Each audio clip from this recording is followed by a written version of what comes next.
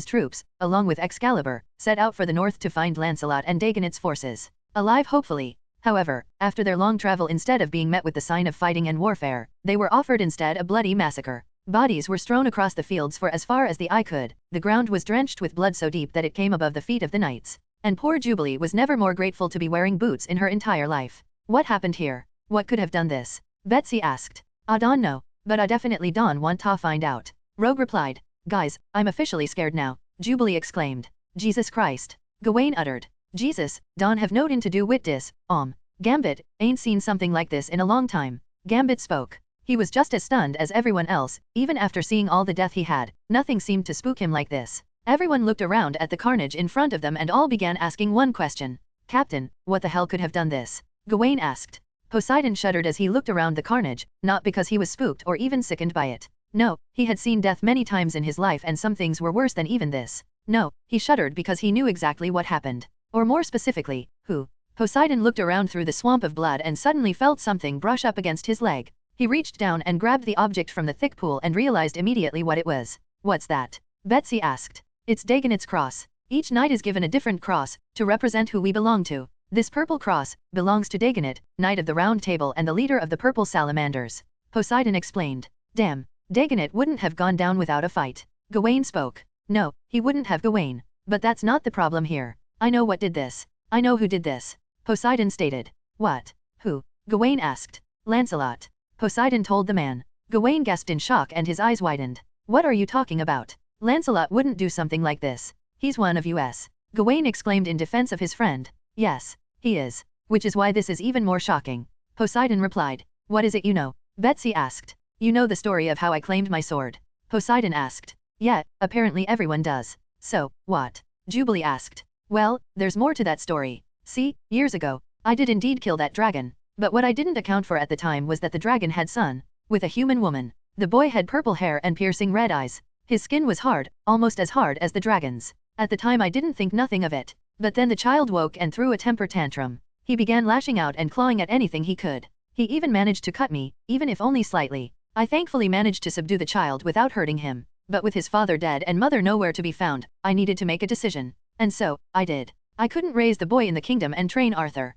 So, I ventured out to the forest and required the aid of the Lady of the Lake. For a hefty deal, she took Lancelot and raised him to control his dragon side. And when he was old enough, I took him in and trained him alongside Gawain. And the rest is history. Poseidon took his time to explain to Excalibur and Gawain, Lancelot's history, making sure to keep it down to a whisper so none of the other knights discovered the truth. So, has the dragon within broken free? Gawain asked. Is that why he did this? Lancelot has never had a problem controlling it before. It was one of the few lessons I actually instilled within him. Self-control. He wouldn't have let it free without good reason. There's something here we're missing. Something we don't know.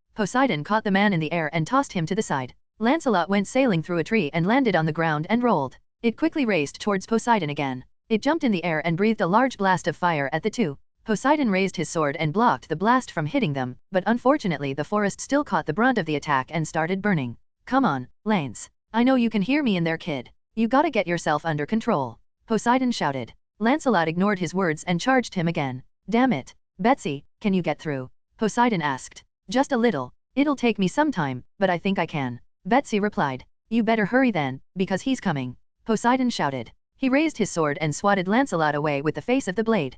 Poseidon leapt after the man and slammed the sword down on top of Lancelot, who blocked it with his arm. Damn it, Lancelot. Knock it off, ya little runt. I'm trying to help ya. Poseidon grabbed Lancelot by his throat and lifted him up off the ground. Bogod, send him to hell. Send him to hell. Chokeslam.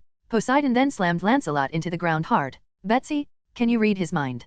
Poseidon asked. Yes, but it's still fuzzy. Oh my god. Betsy exclaimed. Her face looked as if she had just seen a ghost. What is it? Poseidon asked. Dagonet. He betrayed them. He betrayed Lancelot. Forced him to make this change in an attempt to save his life. Betsy explained. This shocked Poseidon. He knew Lancelot wouldn't succumb to the beast, but he didn't expect that Dagonet would have betrayed them. This hit harder than most could imagine. Never had he expected one of the very knights that swore to protect the kingdom would be the one to betray them. I see. So, that's why you're so angry, my friend. Betrayed by those you thought on your side. I know that feeling all too well. But you must control yourself. If you allow this bestial power to control you, you'll only further drive yourself into the darkness. Poseidon told the man. Lancelot struggled underneath Poseidon, scratching and clawing frantically to get free, but to no avail. Come on, kid. Fight it. Poseidon screamed. Hang on. Let me try. Betsy spoke. Are you sure? His claws are sharp.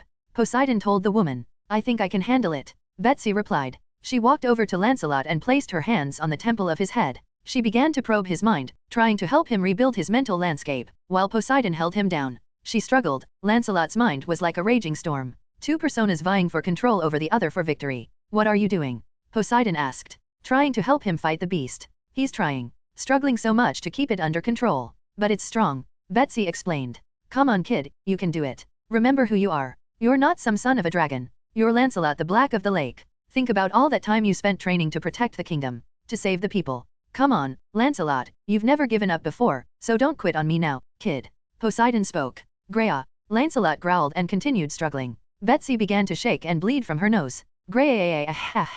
Lancelot began to shake violently, but thankfully his shaking and screaming started dying down, and soon enough, he reverted to normal, passing out quietly on the floor. Betsy soon collapsed beside him, gasping and struggling to breathe. Poseidon let the boy go and grabbed Betsy's shoulder to help her steady herself. What happened? Poseidon asked. He was confused on why Lancelot suddenly reverted back. I used my Chinook abilities to help him overcome the beast. We fought it on the astral plane and forced it back in the cage. He'll be fine when he wakes up. Betsy explained. I won't pretend to understand what it is you're talking about. But you helped. So, I guess I owe you another thanks. Poseidon spoke. Thank you, no problem. But what are you going to do with him for the time being? Betsy asked. I'll carry him. We don't have time to take him back to the kingdom, and I can't leave him here. Poseidon replied. Are you going to be able to handle carrying him the whole way? Betsy asked. Do you know who I am, Betsy? I define strength. Besides, when he wakes up, he's gonna want to kill something. Let's go put an end to this stupid mess. Right, time to end this. Chapter 93, Bring down the house? Sir Kay, keep those arrows firing. Black Knight, keep those demons at bay. Excalibur, follow me, we're breaking through. Gawain shouted. He raised his sword to the sky and shot out a blinding flash of light. None may hide from the light. Solar flare. Gawain swung his sword down and a white-hot beam raced out across the land, straight towards Morgan's castle. The sword slash cut through the hordes of demons protecting Morgan's castle and slammed into the barrier around it. The barrier held strong, and Gawain grit his teeth. Okay, gonna need a change of plans. Can any of you break that barrier? Gawain asked Excalibur. I might be able to breach it, but I'll need time to do it. Apocalypse spoke. You'll have all the time you need. I can't fire off another attack like that for some time, but that doesn't mean I don't have other methods. Are you ready? Gawain asked. We're Geth behind you, Jubilee replied. Gawain watched as the other members of Excalibur nodded. All right, let's go, Gawain shouted. He jumped forward into the crowd of demons and ghouls and slammed his blade into the ground, and a massive pillar of fire erupted from it. All right, who wants to play with fire? Yayak. Gawain slammed his sword into the ground again, and the ground split apart, with walls of flames rushing out of them. Gawain's blade started changing. The former longsword grew wider, and the straight edge curved forward. When my soul is burning, there's nothing I can't burn. Rage and engulf Galatine. If Excalibur is the blade of light to slice through the darkness, then Galatine, Excalibur's sister, is the blade of holy fire that can burn brighter than any flame. The power to burn away the darkness. Gawain's power, the burning soul. Whoa, is on fire. Literally, Gambit stated. Yeah, no kidding. That's red hot. Jubilee agreed with Gambit and watched in awe as Gawain's hair lit aflame. What are you staring at? We don't have to be amazed. I can't hold this for too long. Follow me and let's burn our existence into history, Gawain exclaimed. He charged forward and started mowing through the enemies in front of him.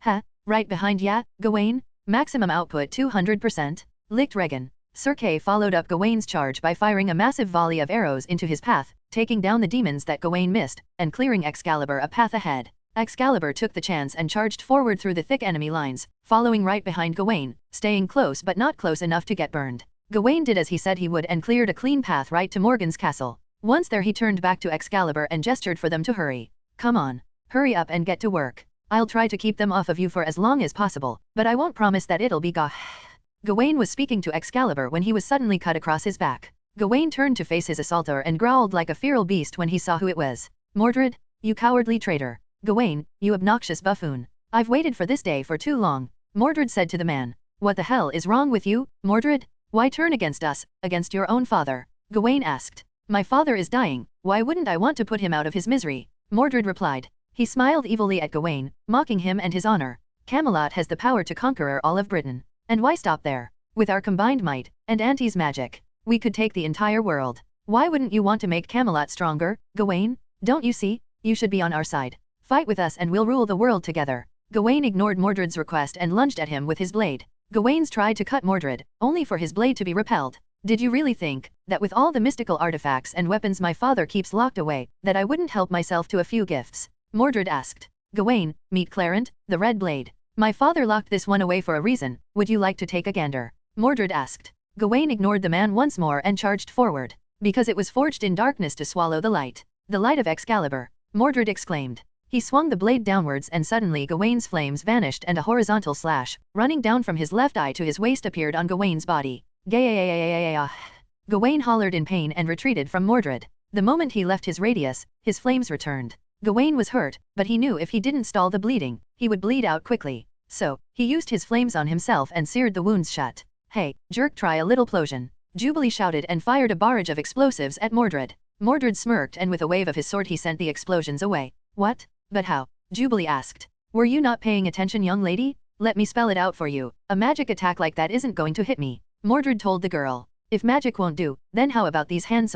Gambit lunged at Mordred with his bowstaff and swiped at the man. Mordred dodged Gambit's first attack and used his sword to cut the staff in half. Fuck. Gambit cursed. He dropped the two halves and moved closer to Mordred to try and engage him in hand-to-sword combat. Mordred dodged Gambit's punch and went to stab him, but Gambit grabbed hold of Mordred's hand and shoved it towards the ground. He spun off the man's arm and kicked him in the face. Mordred stumbled backwards, gripping the spot where Gambit's foot had hit him. Gah, you little shit. Mordred cursed. Huh? What's the matter, Gambit a little too spicy for ya. Gambit taunted the man, succeeding in making him angrier. Gah. Mordred yelled and swung his blade at Gambit and Gambit's stomach suddenly sliced open. What? But I didn't see his attack. Gambit grabbed his stomach and collapsed, wondering just how he was injured when he didn't even see the attack coming. Remy. Rogue turned and shouted for her husband. Now die, worm. Mordred swung his blade down at Gambit, but before he could kill the Cajun, Gawain intercepted the strike with Galatine. Hey, we're not done yet, traitor. Gawain spoke. Oh. Mordred smirked and Gawain's arms was cut open.